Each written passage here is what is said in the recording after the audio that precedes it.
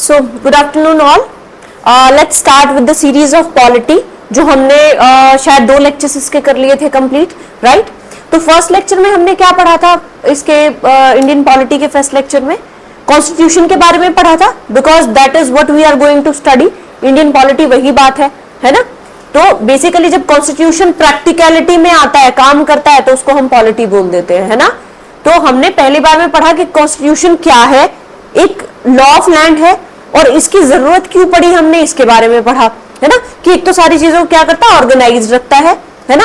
और सबको सबकी ड्यूटी समझा देता है कि भाई एग्जीक्यूटिव की ड्यूटी ये है, लेजिस्लेचर की ड्यूटी ये है और आपकी जुडिशरी की ड्यूटी ये है ना? सबको सबके काम बता दिए. अब क्या करते हैं, हमने पढ़ा कि अब ये कॉन्स्टिट्यूशन है, ये एक दिन में हमारे पास नहीं आया एज ए डॉक्यूमेंट, है ना? इसमें हमने हिस्ट्री से भी कुछ सीखा इसको बनाते वक्त, और हमने क्या किया, कॉन्स्टिट्यूएंट असेंबली बनाई थी. पर वो कॉन्स्टिट्यूएंट असेंबली ने हमारा कॉन्स्टिट्यूशन कैसे बनाया, ये जानने से पहले हम ये जानेंगे कि पीछे लॉ मेकिंग कैसी होती थी, हिस्ट्री में लॉ मेकिंग कैसी होती थी. तब हमें थोड़ा सा आइडिया होगा कि अच्छा हमारी कॉन्स्टिट्यूएंट असेंबली ने ऐसे इन एक्ट से कुछ सीखा और हमारे लिए नया कॉन्स्टिट्यूशन बनाया. तो अभी हम बात करें हिस्टोरिकल बैकग्राउंड की, तो थोड़ा सा एक मोटा सा अगली क्लास वाले को रिवाइज कर लेते हैं. हम इसमें पढ़ेंगे एक तो कॉन्स्टिट्यूशनल डेवलपमेंट कि एंशिएंट पीरियड में क्या चीजें चल रही थी, मेडिवल में क्या चली, और कॉलोनियल रूल जिसको हम ब्रिटिश गवर्नमेंट कहते हैं उनसे हमने क्या सीखा अपने कॉन्स्टिट्यूशन मेकिंग में. हिस्टोरिकल फैक्टर्स के हमने बारे में बात की, क्या हो सकते हैं हिस्टोरिकल फैक्टर जिन्होंने हमारे कॉन्स्टिट्यूशन बनाने में हमारी मदद की.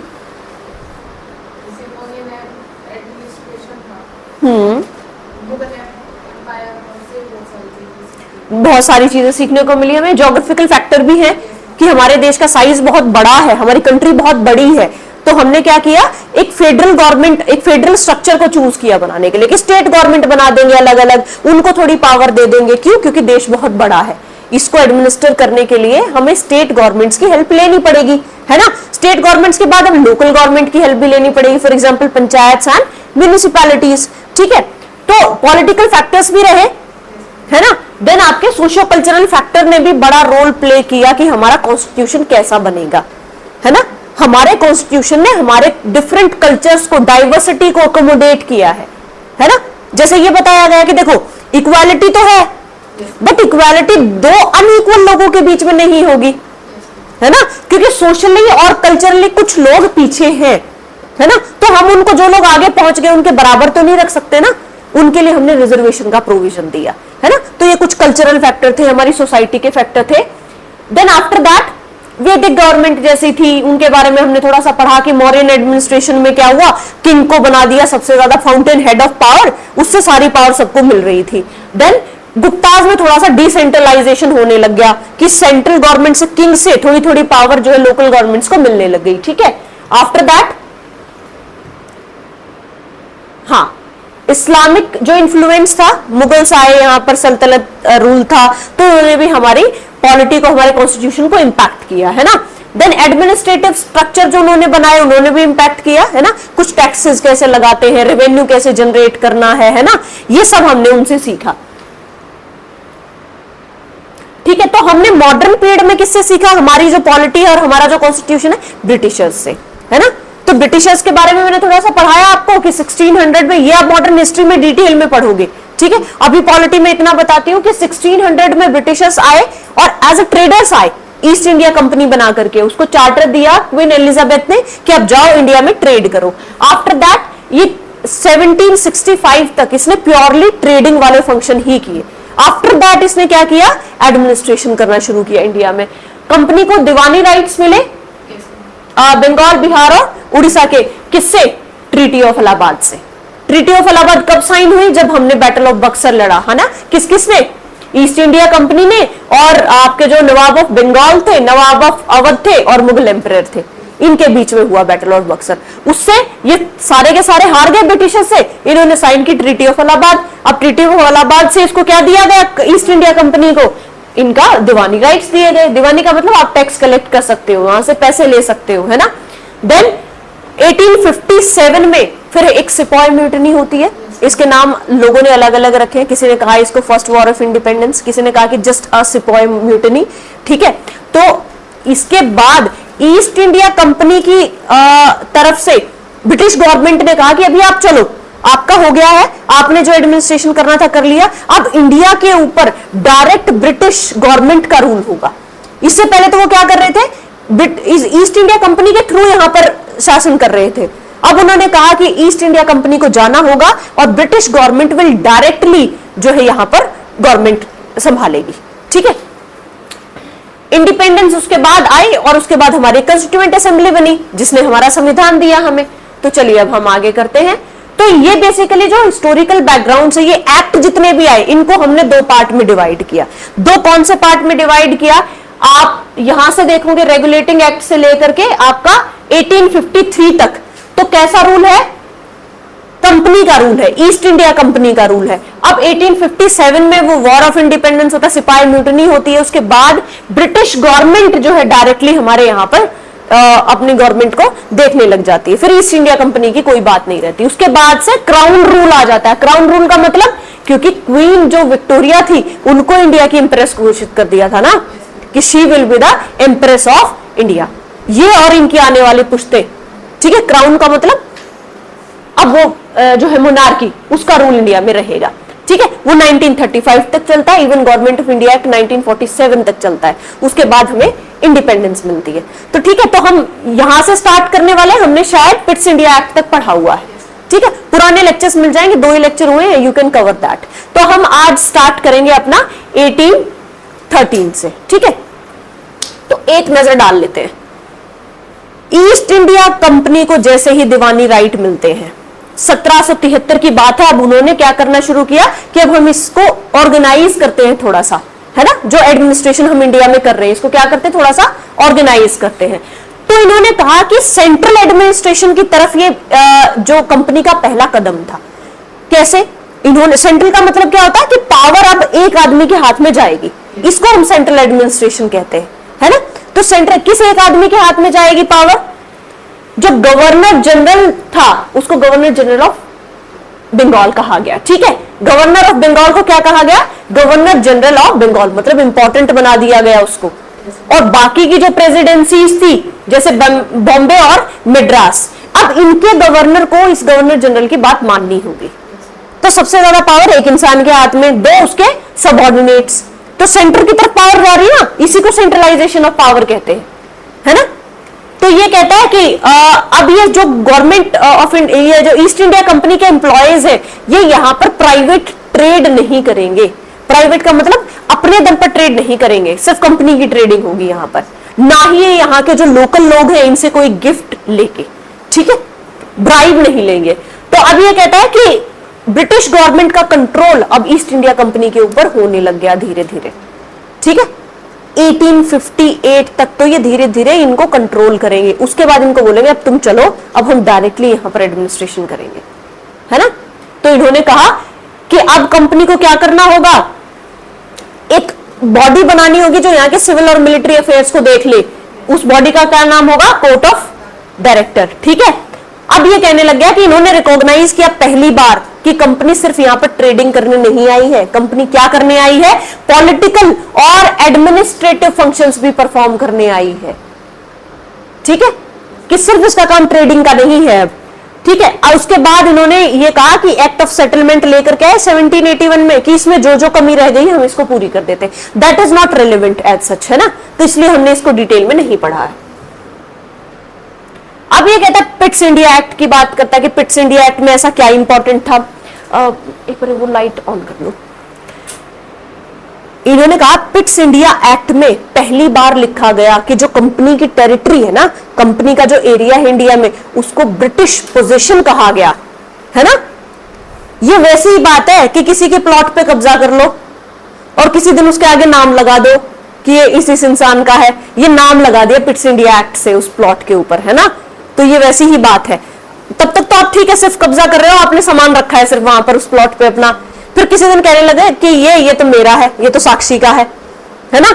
तो ऐसे ही अब क्या किया ईस्ट इंडिया कंपनी ने, इंडिया की जो टेरिटरी थी उसको क्या कहना शुरू कर दिया, ब्रिटिश पोजीशन, कि ब्रिटिश ने पोजेस की है ये टेरिटरी, अब ब्रिटिशर्स का अधिकार है इस पे, है ना। तो जब ये ऑफिशियल डॉक्यूमेंट में आ जाता तो it is a big thing, है ना। ये छोटे छोटे शब्द ही चीजों का मतलब बदल देते हैं, ठीक है। आफ्टर दैट ये कहते हैं कि अब कमर्शियल और पॉलिटिकल फंक्शन जो है वो अलग अलग करने होंगे, है ना, क्योंकि सेम इंसान ट्रेडिंग कर रहा है, सेम इंसान यहां पर एडमिनिस्ट्रेशन कर रहा है, दिस इज नॉट डन। हमें क्या करना पड़ेगा, अलग करना पड़ेगा कि भाई ट्रेडिंग करने वाली बॉडी अलग हो और यहां पर एडमिनिस्ट्रेशन करने वाली बॉडी अलग हो।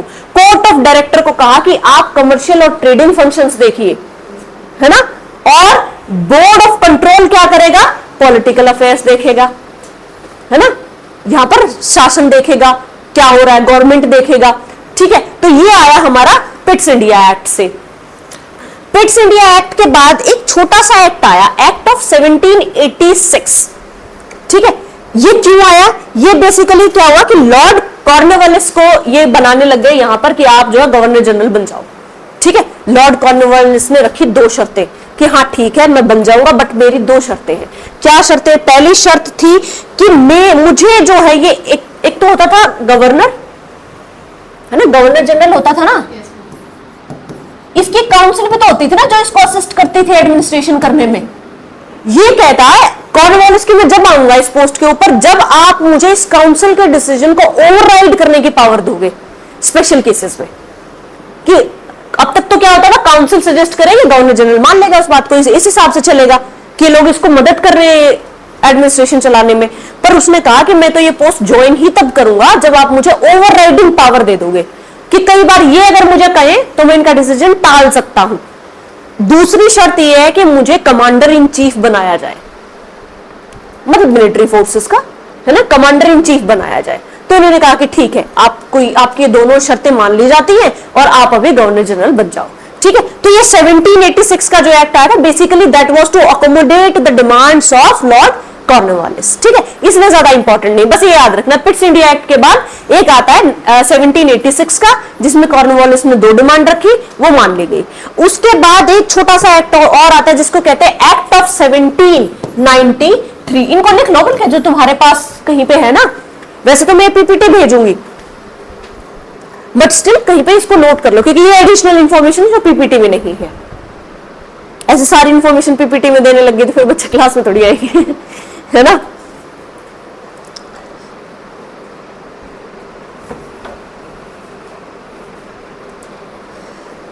सेवेंटीन 93 का एक्ट वैसे कोई बहुत ज्यादा कोई चेंजेस वाला एक्ट नहीं था, बस इसने तीन चीजें लेकर के आया ये जो इंपॉर्टेंट थी।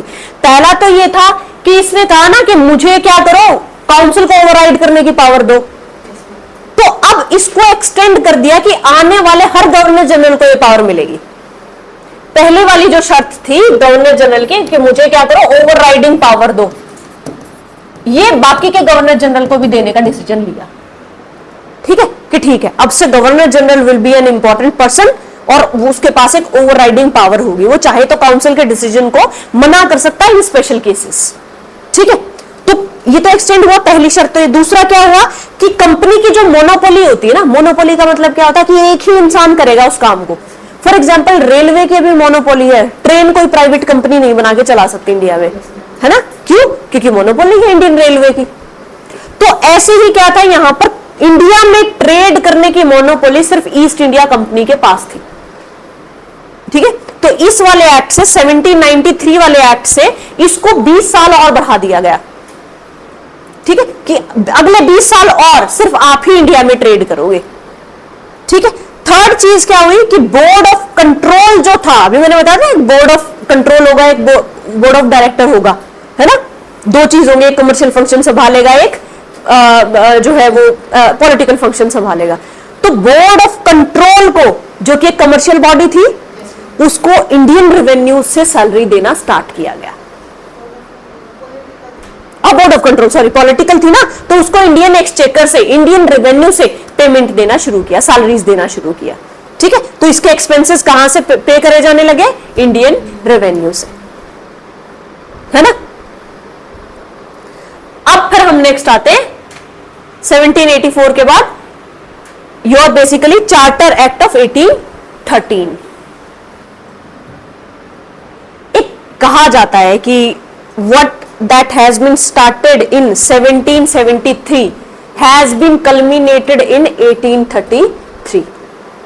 ये कहा गया, सेंट्रलाइजेशन स्टार्ट किया ना 1773 में, कि एक इंसान को इंपॉर्टेंट बनाया जाने लगा। धीरे धीरे तो गवर्नर ऑफ बंगाल को क्या बनाया, गवर्नर को क्या बनाया जाने लगा, गवर्नर जनरल ऑफ बंगाल, है ना। फिर उसको क्या कहा जाने लगा, गवर्नर जनरल ऑफ इंडिया। फिर उसको क्या कहा जाने लगा, वाइस रॉय, है ना।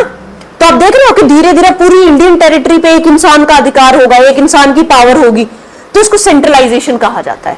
तो 1833 तक तो सेंट्रलाइजेशन जाता है अपने पीक पर, उसके बाद सेंट्रलाइजेशन डिक्रीज होना शुरू हो जाता है और प्रोविंसेस को भी पावर मिलनी शुरू हो जाती है। ठीक है, तो अभी 1813 की बात कर रहे हैं। सबसे पहला काम 1813 में क्या हुआ कि कंपनी की ट्रेड मोनोपोली अब नहीं चलेगी, और कंपनीज भी आकर के यहां पर ट्रेड कर सकती हैं, आप अकेले ही नहीं रहेंगे। पर ट्रेड इन टी, चाय में ट्रेड और चाइना के साथ ट्रेड सिर्फ ईस्ट इंडिया कंपनी करेगी। ठीक है, तो ट्रेड मोनोपोली को एंड किया गया, except trade in tea and trade with China, कि यहां सिर्फ आप ही करोगे, कोई और नहीं आएगा, बाकी की फील्ड में कोई और भी ट्रेडिंग कर सकता है इंडिया में। देन ये कह रहा है कि क्रिश्चियन मिशनरीज को यहां पर एजुकेशन स्प्रेड करने के लिए भेजा गया, प्रीचिंग के लिए भेजा गया बेसिकली, है ना, जो आज तक नहीं जा रहे आज भी है ठीक है, तो इससे क्या हुआ कि एक इन्होंने मिशनरीज को भेजना शुरू किया। दूसरा, वेस्टर्न एजुकेशन के स्प्रेड पर जोर दिया गया, लिख लो इसके साथ ही, वेस्टर्न एजुकेशन के स्प्रेड पर जोर दिया गया।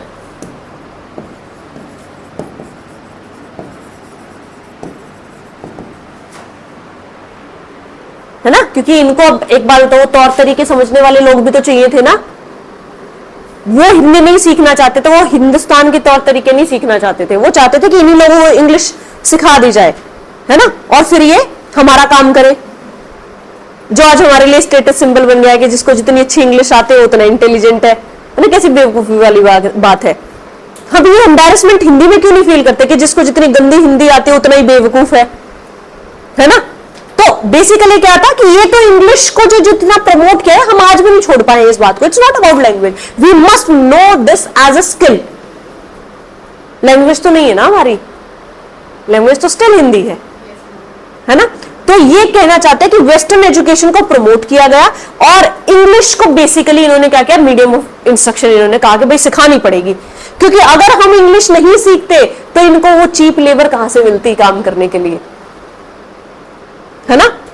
तो इन्होंने क्या किया, टू जस्ट जनरेट सम, वो कहा जाता ना कि उन्होंने इंग्लिश हमें कोई हमारे बेनिफिट के लिए नहीं सिखाई, उन्होंने सिखाया कि व्हाइट कॉलर जॉब्स थी, जो क्लर्क्स थे, वो कैसे बनाए जाएं, क्योंकि ऑफिसर तो उनके आ रहे थे अभी तक तो ओपन कंपटीशन था ही नहीं इंडियन सिविल सर्विसेज में, है ना। तो उन्होंने कहा कि सिविल सर्विसेज में नहीं आओगे आप, सिर्फ क्लरिकल जॉब्स के लिए आओगे और उसके लिए आपको इंग्लिश आनी चाहिए। मतलब हमारे ही देश में आकर के हमारी लैंग्वेज को पीछे छोड़ के हमें सिर्फ क्लर्क बनाया जाता था, है ना। तो उन्होंने वो तो जो सिविल सर्विसेज का कंपटीशन था तो बाद में बहुत ओपन हुआ है, और उन्होंने क्या शर्तें रखी, शर्तें भी ऐसी कि कोई क्वालिफाई ना कर पाए, कि ठीक है वी आर थ्रोइंग ओपन, जिसका मन करे वो क्वालिफाई, पेपर लंदन में होगा, ग्रीक फिलॉसफी आएगी, लैटिन फिलॉसफी आएगी, मतलब तुम चाहो तो भी नहीं। फिर भी आप कमाल की बात देखो कि फिर भी लोगों ने टॉप किया उस एग्जाम में। Subhash Chandra Bose was one of them, Surendranath Banerjee was one of them. Surendranath Banerjee को तो क्या किया था, वो किसी एग्जाम में फेल नहीं हुए, एज भी बाद में कम किया। उन्होंने क्या किया कि आप घुड़सवारी क्वालिफाई नहीं कर पाए, so you are not fit for Indian civil services. Surendranath Banerjee को पूरी मूवमेंट चली इस बात पे, एक नारा भी काफी फेमस हुआ, उन्होंने लोगों ने सपोर्ट किया सुरेंद्रनाथ बनर्जी को, सरेंडर नॉट बनर्जी बोल के, you will fight till that. फिर उसके बाद तो मतलब स्टार्ट ही हो गया, फिर उनको मजबूरी में क्या करना पड़ा, एग्जाम इंडिया में कंडक्ट कराना पड़ा। फिर तो बस फिर तो बंगालीज ने उनको पागल ही कर दिया, है ना। तो बंगालीज पर वो उनको एजुकेशन का थोड़ा है स्टार्टिंग से, they are very intelligent people. तो ठीक है, तो इन्होंने वेस्टर्न एजुकेशन को प्रमोट करना शुरू किया। उसके बाद इन्होंने कहा कि जो लोकल अथॉरिटीज है ना, यहाँ की लोकल अथॉरिटीज का मतलब क्या है कि जो ग्रास रूट लेवल पर जो लोग हैं, अभी हमारे यहाँ पे लोकल अथॉरिटीज कौन सी है, पंचायत, म्यूनिसिपैलिटी, तो वो ऐसी लोकल गवर्नमेंट को टैक्स लगाने की इजाजत दी 1813 में। ठीक है, local authorities could impose taxes. ठीक है, लोकल अथॉरिटीज को फ्रीडम दी कि आप अब टैक्सेस जो है वो इंपोज कर सकते हो लोगों के ऊपर, और कोई अगर टैक्स नहीं पे करता है तो उसको पनिशमेंट भी दी जा सकती है बाय लोकल अथॉरिटीज। ठीक है, तो ये बेसिकली 1813 से आया। सबसे पहले तो ट्रेड मोनोपोली कि आपकी खत्म है, किसके साथ? सिर्फ आप टी और trade with China he monopoly में कर सकते हो। देन योर मिशनरीज वो वेस्टर्न एजुकेशन को प्रमोट करने के लिए आ सकते हैं। देन लोकल अथॉरिटीज जो है वो टैक्सेस इंपोज कर सकती है। 1813 में किया उन्होंने। फिर आते हैं हम 1833 पर, 1833 पर। ठीक है, अब ये कहते हैं, मैंने बताया ना कि पीक पे जाता है सेंट्रलाइजेशन 1833 में, कि अब जो है अब एक आदमी के हाथ में सारी पावर है। अब ये क्या कहता है कि फाइनल स्टेप्स टुवर्ड सेंट्रलाइजेशन। कैसे कहा गया final steps? Governor general of Bengal को क्या कहा जाने लगा? इंडिया, है ना? कि पूरा जो ये टेरिटरी है, पूरी जो ये इंडिया है, ये गवर्नर जनरल होंगे उसके। ठीक है, तो governor general of Bengal was called governor general of India. ठीक है, पहले कौन थे? William Bentinck. ठीक है, तो अब इससे दो बातें दिखी ना आपको कि तो अब क्या है, पूरा जो है इंडिया ब्रिटिशर्स के अंडर आ चुका है ना? तभी तो बोला ना गवर्नर जनरल ऑफ इंडिया। उन्होंने अभी तक क्या बोले थे? Governor general of Bengal. तो अब बोला गवर्नर जनरल ऑफ इंडिया, के पूरा इंडिया हमारे अंडर में है। ठीक है, और सेंट्रलाइजेशन, अब ये इंसान बहुत इंपॉर्टेंट हो गया है, इसीलिए कहा अब इससे आगे क्या सेंट्रलाइजेशन होगा, है ना? देन ये कहता है कि पहले जो लॉ बनते थे उनको क्या कहा जाता था? रेगुलेशंस। रेगुलेशन का मतलब टू रेगुलेट, कि काम चल रहा है पर हम उसको रेगुलेट कर रहे हैं सिर्फ। अब वाले क्या है? एक्ट्स, कानून, है ना? देखो छोटे छोटे शब्द कितनी बातें चेंज कर देते हैं, है ना?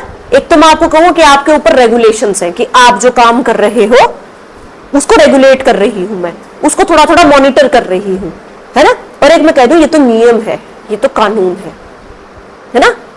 तो अब के बाद, इससे पहले वाले एक्ट को क्या कहा जाता था? रेगुलेशंस कहा जाता था। अब क्या कहा जाने लग गया? एक्ट्स। ठीक है, तो ये कहते हैं कि अब कमर्शियल फंक्शंस आप नहीं करोगे ईस्ट इंडिया कंपनी, अब आप सिर्फ क्या हो? एडमिनिस्ट्रेटिव बॉडी हो। ठीक है, तो कमर्शियल फंक्शंस को क्या कर दिया गया? अब एंड कर दिया गया। दूसरा इन्होंने क्या किया, जो गवर्नर जनरल ऑफ बॉम्बे और मद्रास थे ना, ये तो बंगाल वाले को तो बहुत इंपॉर्टेंट बना दिया इन्होंने इससे गवर्नर, है ना? तो दूसरे कौन से बचे? बॉम्बे, मद्रास। इनसे लेजिस्लेटिव पावर छीन ली कि अब आप कोई कानून नहीं बनाएंगे, अब सारे कानून कौन बनाएगा? गवर्नर जनरल ऑफ इंडिया बनाएगा, है ना? तो उन्होंने लेजिस्लेटिव फंक्शंस, कानून बनाने की ताकत किनसे छीन ली? Governor of Bombay and governor of Madras. और किसको दे दी? गवर्नर जनरल ऑफ इंडिया को दे दी। इसीलिए सेंट्रलाइजेशन कहा गया इसको, है ना? तो ठीक है, तीसरा, system of open competition for civil services only on papers. Try किया, तो आपसे अगर ये पूछा जाए ट्राई किस एक्ट में किया गया, तो 1833 में, और एक्चुअली हुआ 1858 में जाकर के। ठीक है, तो अभी तो इन्होंने सिर्फ ट्राई किया, बट वहां की जो लॉबी थी उन्होंने इसको लेकर के क्लियर ऑब्जेक्शन दिखाया कि no, these people can not enter into an open competition. उनको पता था कि ओपन अगर कर दिया तो they are going to qualify, है ना? तो उनको कहा कि नहीं, इनको तो लेना ही नहीं है ना? इनको तो लेना ही नहीं है, तो ओनली ऑन पेपर 1833 में। बाकी असलियत में ये जो सिविल सर्विस, आज जो तुम इतना ओपनली पेपर दे रहा हो कि भी कोई भी आओ, कोई भी अच्छे से परफॉर्म करेगा उसका सिलेक्शन हो जाएगा, इसके लिए हमारे फोर फादर्स ने बहुत लड़ाइयां की है ना? तो we must not forget that. चलिए, चार्टर एक्ट ऑफ 1853, बीच में एक ये चार्टर एक्ट आया, तो दे सेड कि चार्टर एक्ट की सीरीज में ना ये लास्ट था, आप देख रहे हो 13, फिर वो आपका 33, 53, उसके बाद चार्टर एक्ट खत्म हो जाएंगे, उसके बाद गवर्नमेंट ऑफ इंडिया एक्ट आने शुरू हो जाएंगे। ठीक है, क्यों? क्योंकि इसके बाद तो 1857 होता है। 1857 के बाद क्या होता है? सीधे ब्रिटिश गवर्नमेंट कंट्रोल करती है हमें, कि अब डायरेक्टली हम देखेंगे यहाँ का एडमिनिस्ट्रेशन, अब कंपनी का कुछ नहीं है, तो तब गवर्नमेंट ऑफ इंडिया एक्ट आता है। ठीक है, अभी तक ये चार्टर एक्ट है और लास्ट है ये चार्टर एक्ट। ये कहता है कि गवर्नर जनरल और उसकी काउंसिल थी ना जो, उसके लेजिस्लेटिव मतलब कानून बनाने वाला फंक्शन, और एग्जीक्यूटिव उस कानून को इंप्लीमेंट करने वाला फंक्शन, दोनों अलग कर दिए गए। जैसे अभी है ना हमारे पास कि इंप्लीमेंट करने के लिए अलग लोग हैं, कानून बनाने के लिए अलग लोग हैं। कानून कौन बनाता है? अभी एट प्रेजेंट पार्लियामेंट बनाते हैं ना, एमएलएज एमपीज वो बैठते हैं। एग्जीक्यूटिव उसको इंप्लीमेंट करता है। फॉर एग्जांपल प्रेसिडेंट के साइन से वो क्या बनता है? एक्ट बनता है। और जो सिविल सर्वेंट्स होते हैं वो उसको इंप्लीमेंट करते हैं, है ना।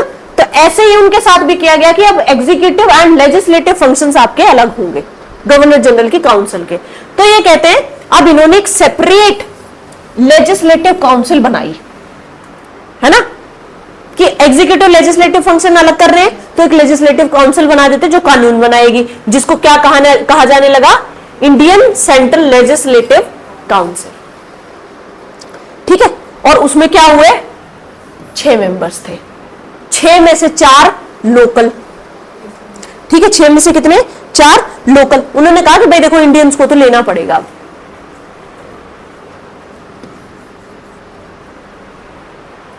ठीक है, अब ये जो 4 लोकल लिए थे, दोज वर नॉमिनेटेड प्रोविंसेस से। कौन कौन से प्रोविंसेस से लिए गए? लिखो एक बार। बॉम्बे, मद्रास, बंगाल, आगरा। एक बॉम्बे से, एक मद्रास से, एक बंगाल से और एक आगरा से। ठीक है,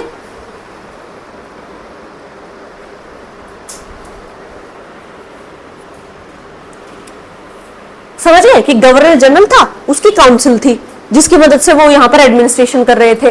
अब उन्होंने कहा कि आपको एग्जीक्यूटिव और लेजिस्लेटिव फंक्शंस अलग रखने होंगे।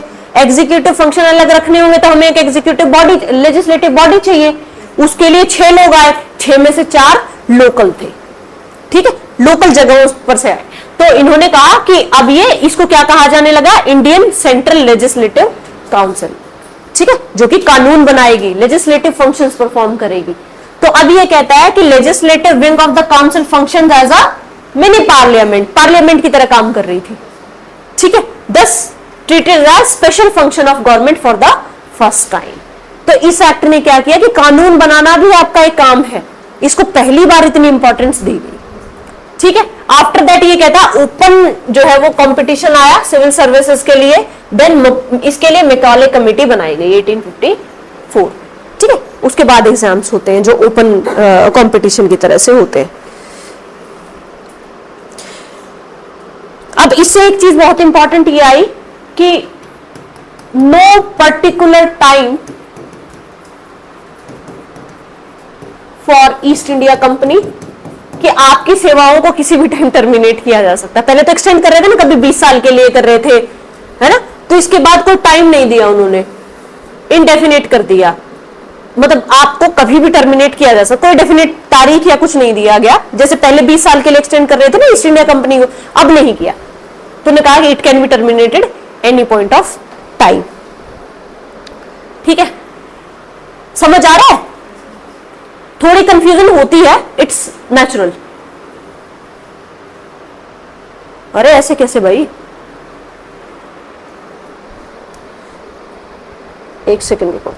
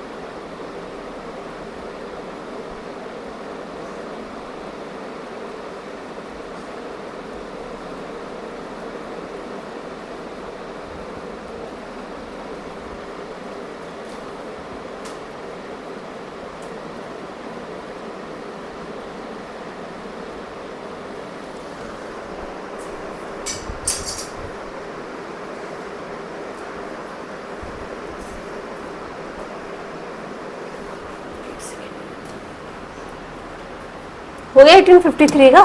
नहीं, मैं पीपीटी निकालती हूँ इसमें से।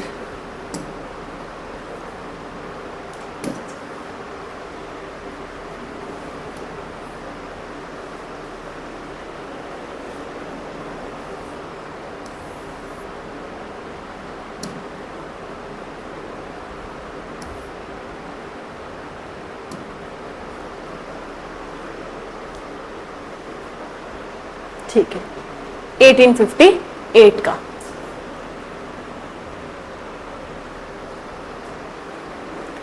ठीक है, अब क्या आ जाता है 1858 से लेकर के 1947 तक क्राउन का रूल।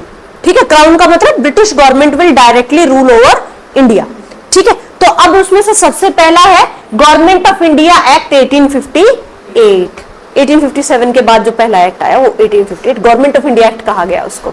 इसमें बेसिकली कोई ज्यादा सा चेंज नहीं किया, बस एडमिनिस्ट्रेटिव चेंज किए हैं। तो पहला काम तो पहला क्या किया, सबसे पहले इनकी वजह से पंगे हुए, इनको भगाओ सबसे पहले। Dissolution of east India company, खत्म ऑफ ईस्ट इंडिया कंपनी। ठीक है, it dissolve the east India company, board of control and court of director के खत्म है अब आपका सीन ना। तो ये सिस्टम ऑफ डबल गवर्नमेंट जो कि पिट्स इंडिया एक्ट से आया वो खत्म हो गया।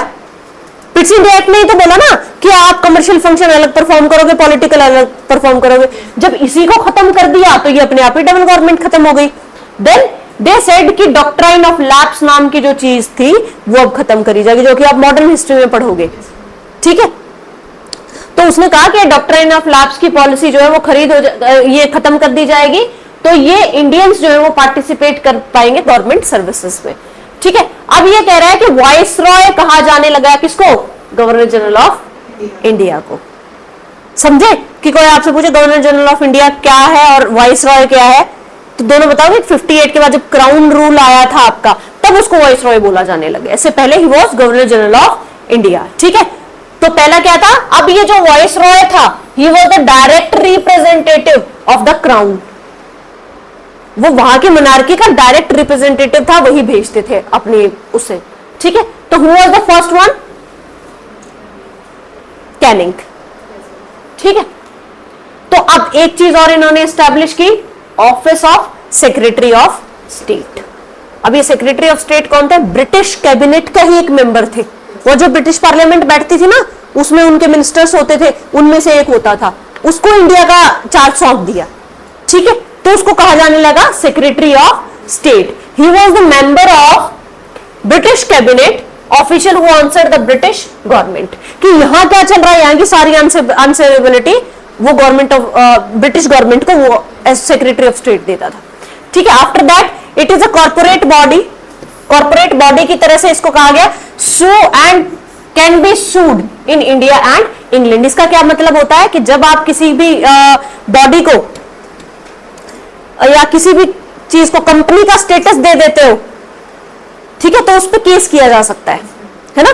तो सेक्रेटरी ऑफ स्टेट को दर्जा दिया गया एक कंपनी का। ठीक है, उस कंपनी के ऊपर यहां भी केस किया जा सकता था, या वो किसी पे केस कर सकता था, और इंग्लैंड में भी किया जा सकता था, है ना।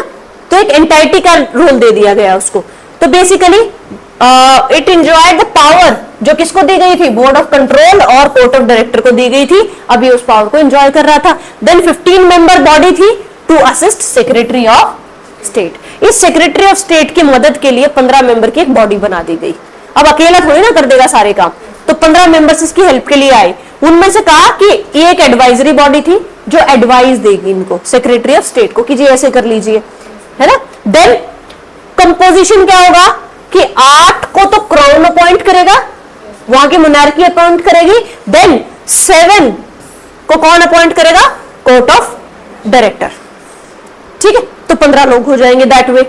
तो ये कहता है कि एम्प्रेस ऑफ इंडिया अब कौन होंगी, कि ब्रिटिश जो पोजीशन है उसको एडमिनिस्टर किया जाएगा किसके नाम से, क्वीन विक्टोरिया के नाम से। ठीक है, इंग्लैंड की महारानी थी जो उस टाइम पे, तो she was declared as empress of India. ठीक है, तो ये आया 1858 के बारे में। अब 1858 को ना थोड़ा और डिटेल में जब हम मॉडर्न हिस्ट्री पढ़ रहे होंगे तो हम देखेंगे कि मिलिट्री ऑर्गेनाइजेशन को उसने कैसे चेंज किया, कुछ जो है कम्युनिटीज को उसने स्पेशल ट्रीटमेंट दिया, है ना। तो ये हम जाकर के मॉडर्न हिस्ट्री में पढ़ेंगे। अब आता है इंडियन काउंसिल एक्ट 1861। ठीक है, 1861 का क्या मतलब है कि क्या क्या करेंगे ये। पहला तो इनको लगा कि अब जो है ब्रिटिश गवर्नमेंट जैसे एडमिनिस्टर कर रही है, हमें इंडियंस की हेल्प लेनी पड़ेगी, है ना। तो इन्होंने क्या किया, सबसे पहले introduce Indian in law making process. ठीक है, लॉ मेकिंग प्रोसेस में इंडियंस को लेकर के आए, क्योंकि उनको नेसेसिटी फील हुई कि इंडिया का एडमिनिस्ट्रेशन बिना इंडियंस के हो ही नहीं सकता। Then it restored legislative power of Bombay and Madras presidencies. जब गवर्नर जनरल ऑफ बंगाल को गवर्नर जनरल ऑफ इंडिया बनाया था ना 33 में, तो उन्होंने क्या कर लिया था, इनकी लेजिस्लेटिव पावर छीन ली थी दोनों प्रेसिडेंसीज की, अब वापस दे दी। ठीक है, कि अब आप भी कानून बना सकते। तो मैंने बताया ना, एक बार सेंट्रलाइजेशन जाएगा, फिर सेंट्रलाइजेशन से हम नीचे आएंगे, फिर पावर वापस देना शुरू करेंगे। तो इन्होंने कहा कि अब सिर्फ यही रही जो है लेजिस्लेटिव काउंसिल नहीं रहेंगी, लेजिस्लेटिव काउंसिल ऑफ बंगाल भी बनेगी, पंजाब भी बनेगी, नॉर्थ वेस्टर्न फ्रंटियर प्रोविंस, जो बेसिकली आपका आज का वो नॉर्थ और वेस्टर्न एरिया है इंडिया का। ठीक है, हमारा राजस्थान पंजाब वाला एरिया ना, दैट इज द एरिया। तो इनमें भी एक लेजिस्लेटिव काउंसिल बनाओ, इनके लिए भी अलग अलग। ठीक है, आफ्टर दैट इंडियंस को नॉमिनेट किया गया इसी बात को फुलफिल करने के लिए कि इंडिया के कुछ लोग चाहिए। 3 लोगों को नॉमिनेट किया गया वाइस रॉय की जो काउंसिल थी उसमें। ठीक है, पर वो अनऑफिशियल थे। अनऑफिशियल का मतलब आपके बात की वजह से कोई वैल्यू नहीं है, बस जाकर के आप नाम के लिए वहां बैठ सकते हो कि इंडियन के रिप्रेजेंटेटिव। वो 3 लोग कौन थे उनके नाम लिखो। Raja of Banaras, Raja of Banaras, Maharaja of Patiala,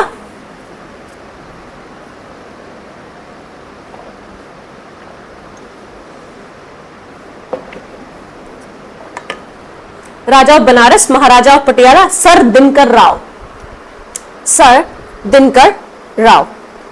ये 3 लोग थे जो वॉइस रॉय की एक्सटेंडेड काउंसिल में नॉमिनेट हुए as an non official members. ठीक है, दूसरा क्या है, गवर्नर जनरल को एक पावर दी गई कि इमरजेंसी में विदाउट काउंसिल के अप्रूवल के वो ऑर्डिनेंस बना सकता है, जैसे कि आज हमारे प्रेसिडेंट और गवर्नर के पास है ना। ऑर्डिनेंस का क्या मतलब है कि वो प्रॉपर लॉ मेकिंग प्रोसेस से निकल के नहीं आया है, एक इंसान ने नोटिफिकेशन दी बट उसको फोर्स वही मिला जो एक एक्ट को मिलता है, उतनी पावर है, एक एक्ट जितनी ही पावर। ठीक है, तो गवर्नर जनरल क्या कर सकता था, ऑर्डिनेंस इश्यू कर सकता था। कब, इमरजेंसी की सिचुएशन में, है ना, क्योंकि 1857 में इमरजेंसी तो आ गई थी इनके सामने। अगर ऐसे कोई इमरजेंसी आती है तो वो बिना काउंसिल के से अप्रूवल लिए, अपनी काउंसिल से अप्रूवल लिए ऑर्डिनेंस बना सकते। ठीक है, और वो सेम कैसा होगा, एक एक्ट के जैसा ही होगा। तो ये था बेसिकली आपका 61। अगला आता है इंडियन काउंसिल एक्ट 1892। ये काउंसिल एक्ट यहीं तक है, 1892 तक ही काउंसिल एक्ट है। उसके बाद हमारा आएगा 1909 का act, 1919 and 1935। Then we will be able to know कि 1935 के एक्ट ने हमारे कॉन्स्टिट्यूशन को कैसे बनाया, क्योंकि बहुत सारा पार्ट स्ट्रक्चर जैसा हमारे कॉन्स्टिट्यूशन का वो सारा ही 1935 के एक्ट से ले रखा है ना। तो इसीलिए सारी चीजें पढ़ा रही हूँ कि धीरे धीरे ऑर्डिनेंस मेकिंग पावर वो यहां आई ना सबसे पहले 1861 में, अब हमारे कॉन्स्टिट्यूशन में भी है। तो 1892 का एक्ट क्या करता है, सबसे पहले तो ये क्या कर रहा है कि जो नॉन ऑफिशियल मेंबर्स थे ना, कहां पर, सेंट्रल वाले में भी और प्रोविंसेस में जो लेजिस्लेटिव काउंसिल थी, क्योंकि आपने देखा ना कि अभी कुछ प्रोविंसेस में और बनाई legislative council, north western frontier province में बनाई है और आपके बंगाल में बनाई है ना। तो इनमें और सेंटर वाली काउंसिल में number of non official members को बढ़ाया गया। नॉन ऑफिशियल मेंबर्स की मतलब आपकी वोट की कोई वैल्यू नहीं है, you just sit and you observe कि क्या हो रहा है ना। तो बेसिकली क्या है कि ऑफिशियल मेजॉरिटी फिर भी रिटेन की गई कि मेजॉरिटी ऑफिशियल मेंबर्स की होगी, नॉन ऑफिशियल कितने भी आ जाओ, majority will be of official members. ठीक है, तो नॉन ऑफिशियल मेंबर्स को बढ़ाया गया। तो आप देख रहे हो कि लिखित में बहुत सारी चीजें बढ़ रही हैं, पर प्रैक्टिकली इंडियंस के हाथ में कोई पावर नहीं थी, है ना। तो इन्होंने कहा कि नहीं, हम तो नंबर बढ़ाएंगे। It increase the functions of legislative council, की जो लेजिस्लेटिव काउंसिल थे उनके फंक्शंस भी बढ़ाए गए। क्या पावर दी गई है उनको, बजट को डिस्कस कर सकते हैं और क्वेश्चन पूछ सकते हैं एग्जीक्यूटिव से। ठीक है, पहले तो बजट भी डिस्कस करने की पावर नहीं थी इनके पास, तो बजट को डिस्कस कर सकते हैं कि किस स्कीम को क्या मिला है, किस डिपार्टमेंट को कितना पैसा मिला है ना, ये सारे डिस्कशंस हो सकते हैं। दूसरा, nomination of some non official members, कहां कहां, सेंट्रल लेजिस्लेटिव काउंसिल, उसमें कौन नॉमिनेट करेगा, viceroy, non official members को। किसकी रिकमेंडेशन से करेगा, जितनी भी प्रोविंशियल लेजिस्लेटिव काउंसिल है वहां पर, प्रोविंस का सेंटर का मतलब तो तुम समझ रहे हो ना, प्रोविंस का मतलब होता है राज्य, है ना, तो उनकी काउंसिल की मदद से और बंगाल चैम्बर ऑफ कॉमर्स की मदद से। ठीक है, बंगाल चैम्बर ऑफ कॉमर्स को इतनी इंपॉर्टेंस क्यों दी गई? ट्रेडिंग बॉडी थी, एसोसिएशन था बहुत स्ट्रांग। ठीक है, अब जिसके पास पैसा है उसकी तो चलेगी, है ना। तो दे सेड कि जो सेंट्रल लेजिस्लेटिव काउंसिल होगी वाइसराय वाली, उसमें नॉन ऑफिशियल मेंबर्स को हम क्या करेंगे? नॉमिनेट करेंगे। नॉमिनेट कौन करेगा? वाइसराय करेगा। और उसको बताएगा कौन कि किसको नॉमिनेट करना है? प्रोविंशियल लेजिस्लेटिव काउंसिल, वो प्रांतों वाली, राज्यों वाली काउंसिल, और बंगाल चैम्बर ऑफ कॉमर्स। दूसरा, प्रोविंशियल लेजिस्लेटिव काउंसिल में भी हम मेंबर बढ़ाएंगे, पर वहां पर कौन इनको नॉमिनेट करेगा? गवर्नर। और रेकमेंड कौन करेगा? District board, municipalities, universities, trade association, zamindars. ठीक है, और ये चैम्बर्स, चैम्बर्स का मतलब वही होता है चैम्बर ऑफ कॉमर्स, मतलब वो जो प्रोविंसेस में। ठीक है, अब उनको ये रेकमेंड करेंगे। अब यहां से क्या आया कि ये जो बात आ रही थी कि नॉन ऑफिशियल मेंबर्स को बढ़ाया जाएगा, this was an element of election. जैसे अब राज्यसभा है, वो बेसिकली क्या है? State legislative council, legislative assembly तो भेज रही है ना राज्यसभा में, यही काम तो यहां पे हो रहा है। तो element of limited and indirect election आया किससे? आपके एक्ट ऑफ 18 ये से इंडियन काउंसिल एक्ट 1892 से। तो देखोगे इनडायरेक्ट इलेक्शन की तरफ इशारा किया जा रहा है ना, पर इसको ये नहीं कह सकते इलेक्शन वाज नॉट मेंशन्ड, है ना। तो आपसे अगर पूछा जाए 1892 के एक्ट में the element of election was there, yes it was there, but the word election was not mentioned, है। ठीक है, तो थोड़ा एक एलिमेंट रखा लिमिटेड और इनडायरेक्ट इलेक्शन का। कहां पर? आप देख रहे हो ना, दोनों सेंट्रल लेवल पे भी और प्रोविंसेस लेवल पे भी।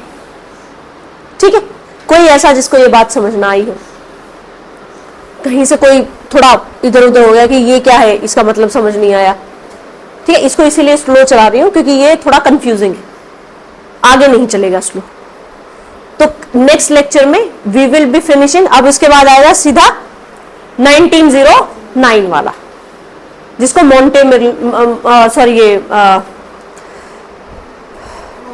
मॉर्लेमेंटरी रिफॉर्म्स भी कहते हैं। उसके बाद 1919 का, ठीक है, और उसके बाद हम सीधे पढ़ेंगे 1935। 3 एक्ट रह जाएंगे आपके, जिनमें से सबसे इंपॉर्टेंट है 1935 का एक्ट। ठीक है, तो इसमें से अगर किसी को प्रॉब्लम है तो they can ask. PPT send कर दूंगी ग्रुप में, तो आप इसमें से जो भी मैंने एक्स्ट्रा चीजें नोट करवाई हैं वो कर सकते हैं। अपने नोट्स प्रिपेयर करने हैं, दे सकती हूँ मैं, नोट्स मेरे पास प्रिपेयर्ड रखे हैं, बट आई वांट कि आप इसको प्रिपेयर करो अपने हाथों से। ठीक है, तो नेक्स्ट क्लास में what we are going to do कि अब तक जितना कराया मैं उसके नोट्स चेक करूंगी कि आपने कैसे बनाए हैं। ठीक है, और ये चीजें मिस नहीं होनी चाहिए जो मैंने क्लासरूम में पीपीटी से एक्स्ट्रा बताई हैं आपको। ठीक है, तो ये उसमें ऐड कर लेना। तो आपकी पॉलिटी की नोटबुक चेक होगी नेक्स्ट क्लास में। डन? ठीक है, इसको मोस्ट प्रोबेबली ना वीक डेज पे भी एक सब्जेक्ट प्लान करेंगे। अभी साइंस आपकी कंप्लीट हो जाएगी, 2 या 3 क्लासेस और लगेंगी, कुछ मॉडर्न टेक्नोलॉजीज करानी है मुझे। After that we will finish. ठीक है, कोई प्रॉब्लम नहीं, फिर मान के चलो समझ आ गया।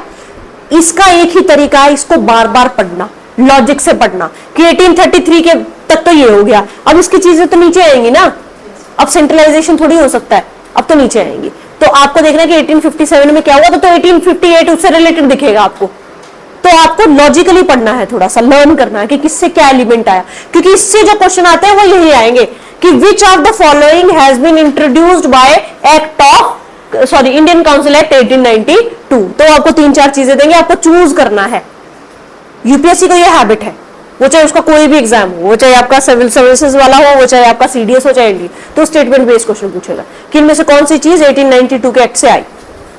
तो आपको पता होना चाहिए पक्का कि कौन सी चीज कौन से एक्ट से आई हुई है, और उसका तरीका क्या है? रिवीजन, कंफ्यूजन नहीं रखनी। 1919 वाला, 1909 वाला, 35 वाला वो अलग अलग है, तो आपको उसमें कंफ्यूजन नहीं होगी। कंफ्यूजन वाले यही है, काउंसिल एक्ट और इससे पहले वाले। ठीक है,